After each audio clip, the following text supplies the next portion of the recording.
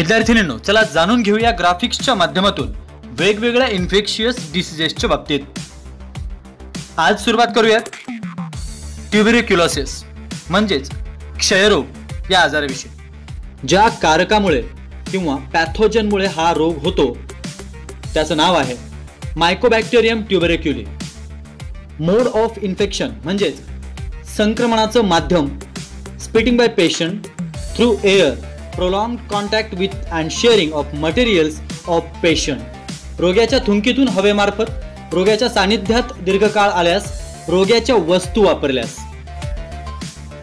हा रोग झाल्यास याची लक्षणं काय? Symptoms: chronic cough, bloody spitting, emaciation, difficult breathing, दीर्घ मुदतीचा खोकला, थुंकीतून रक्त पडणं, वजन कमी होणं, श्वासोच्छवास घेण्यास त्रास होणं आणि सगळ्यात महत्त्वाचं या आजारापासून सुटका करून घेणं, बचाव करणं, prevention and treatment, BCG vaccines, isolation of patient, regular medication like dot.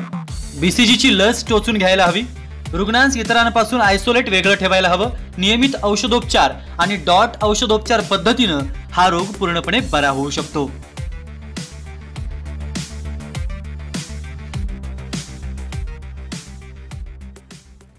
आणि आता यानंतर आपण बघणार आहोत कावीळ म्हणजेच हिपॅटायटिसच्या आजाराबाबत। हिपॅटायटिस म्हणजेच कावीळ हा एक जीवाणूजन्य आजार आहे। हा कावीळच्या वेगवेगळ्या विषाणूंमुळे निर्माण होणारा संसर्गजन्य आजार आहे। हिपॅटायटिस व्हायरस ABCDE या व्हायरसेसमुळे हा संसर्गजन्य आजार होतो। Mode of infection: contaminated water, sharing of needles, blood transfusion म्हणजेच पाणी, दूषित पाणी, रुग्णांसाठी वापरलेल्या सुया आणि रक्तपराधान या प्रक्रियेमुळे एकापासून दुसऱ्याकडे याचं संक्रमण होतं।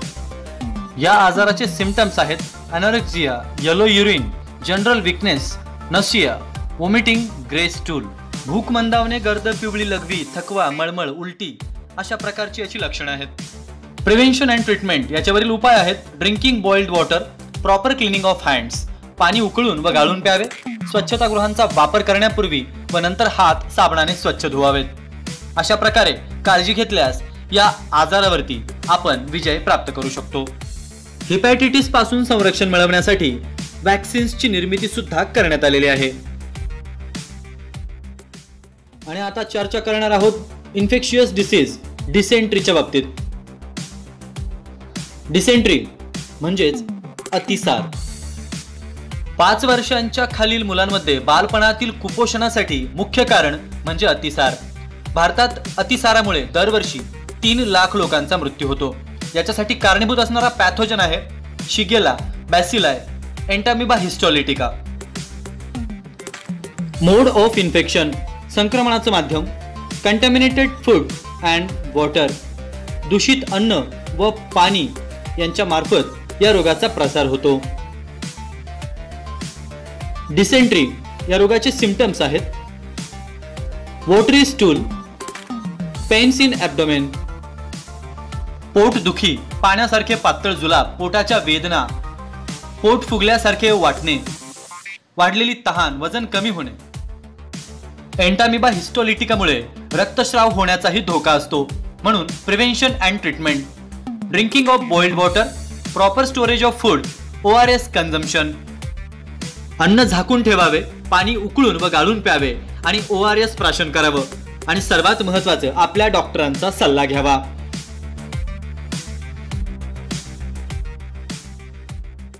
आणि आता चर्चा करणार आहोत की अशा संसर्गजन्य आजाराच्या बाबतीत की ज्यामुळे सामाजिक विकास झाला नसल्याचे दर्शविले जाते। आणि असा आजार आहे कॉलरा म्हणजेच पटकी। स्वच्छ पाणी आणि स्वच्छता सुविधांचा अभाव असणे म्हणजे या आजाराला आमंत्रण देण्यासारखे आहे। व्हायब्रियो कॉलरी नावाच्या बॅक्टेरियममुळे होणारा हा आजार आहे। चित्रात दिसत असल्याप्रमाणे पचन संस्थेला संक्रमित करणारा हा आजार। मोड ऑफ इन्फेक्शन आहे कंटॅमिनेटेड फूड अँड वॉटर, दूषित अन्न आणि पाणी, सोबतच कच्चे किंवा न शिजवलेले अन्नपदार्थांचं सेवन करणं आणि संक्रमित व्यक्तीच्या सहवासात येणं। या रोगाचे सिम्पटम्स लक्षणं आहेत vomiting, severe diarrhoea, cramps in legs, उलट्या व तीव्र जुलाब होणे, पोट दुखणे आणि पायांमध्ये पेटके येणे. उपचारानं या रोगालाही हरवता येऊ शकतं. Prevention and treatment. Following hygienic practices, avoiding open place food, drinking boiled water, vaccination against cholera. Cholera प्रतिबंधात्मक लस टोचून घ्या, स्वच्छता राखा, उघड्यावरील अन्नपदार्थ खाऊ नका आणि पाणी उकळून प्या. अशी काळजी घेतल्यास या आजाराला आपण हरवू शकता.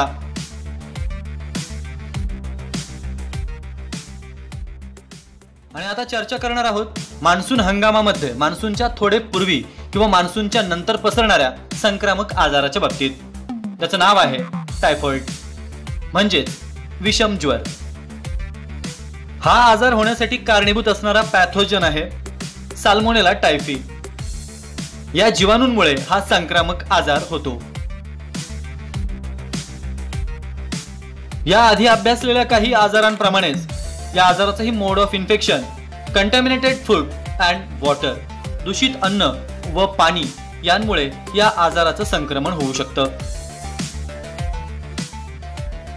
या आजाराची लक्षणं सिम्पटम्स आहेत: anorexia, headache, rash on abdomen, dysentery, fever up to 104 degree Fahrenheit, भूक मंदावणे, डोकेदुखी, मळमळ, पोटावर पुरळ उठणे, अतिसार, 104 डिग्री पर्यंत ताप येणे. या आजारावर prevention and treatment. Drinking clean water, vaccination, proper disposal of sewage. स्वच्छ व निर्जंतुक पाणी प्यावं, लसीकरण करून घ्यावं, सांडपाण्याची विल्हेवाट योग्य रीतीने लावावी. अशा प्रकारे या आजारावर आपण विजय मिळवू शकतो.